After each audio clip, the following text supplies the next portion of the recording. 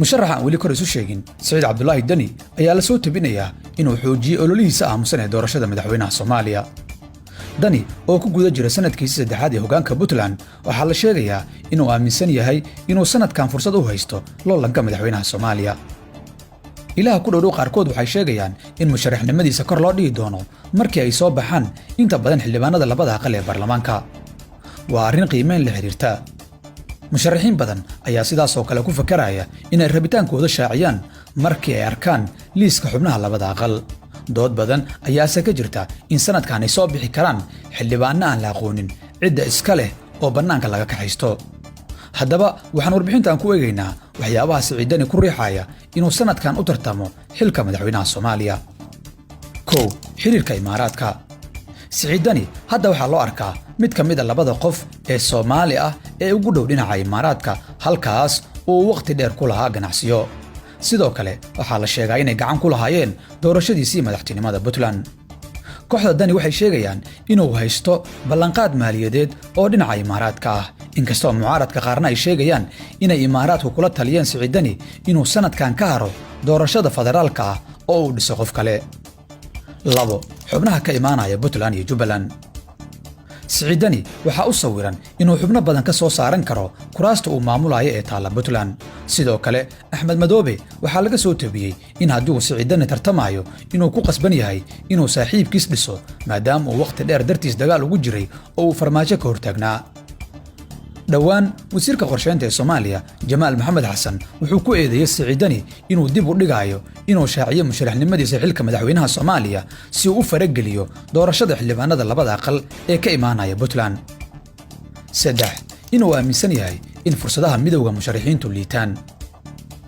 musharaxa huursan Saciid Cabdullaahi Dani waxaa la sheegay inuu aaminsan yahay inay aad u yar tahay fursadda xubnaha ku bahoobay golaha midowga musharaxiinta. waxaa u muuqata siday dadka ku dhow sheegayaan in Lafta Gareen iyo Cali Guudlaaw ku dhammaan doonaan farmaajo, qoorqoorna uu weli labalabeynayo halka xubnaha reer waqooyigu kala qaybsan yihiin. go'aan isaga iyo Axmed Madoobe wada qaataanna wuxuu midowga musharaxiinta ka soo xirayaa fursadaha kuraasta taala Puntland iyo Jubbaland. sidaa darteed Dani waxaa u sawiran inuu isagu yahay qofka la loolami doona farmaajo oo ay mucaarad badan kaarar ka saaran doonaan. 4. isaga iyo farmaajo.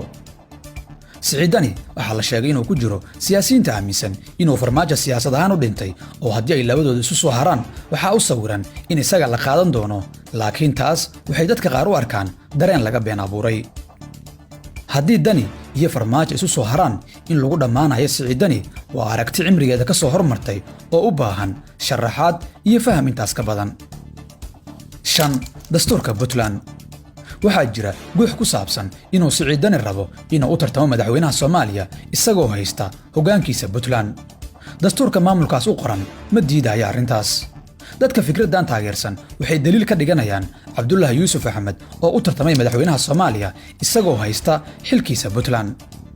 waxaa la sheegaa inuu Cabdullaahi u diyaarsanaa inuu sii wato hoggaankiisa Puntland haddii looga adkaan lahaa xilka madaxweynaha Soomaaliya. Dani iyo sharciyaqaanadiisu mid taas la mid ah ayay hadda ku fakarayaan maadaama uusan dastuurkoodu diidayn. laakiin waxaa si fudud ku soo afjari kara sheekadaas haddii shuruudaha tartamayaasha madaxweynaha Soomaaliya lagu soo daro inuusan tartamu haynin wax xil ah oo ay tahay inuu iska soo casilo xil kasta uu hayo. waxay u badan tahay inuu Dani kala dooran doono sanadaha uga dhiman hoggaankiisa Puntland iyo doorashada qamaarka ah ee madaxweynaha federaalka ah ee Soomaaliya. qodobadaas ayaa loo arkaa waxyaabaha Saciid Dani ku riixaya inuu isu soo sharaxo xilka madaxweynaha Soomaaliya. maxay kula taadiga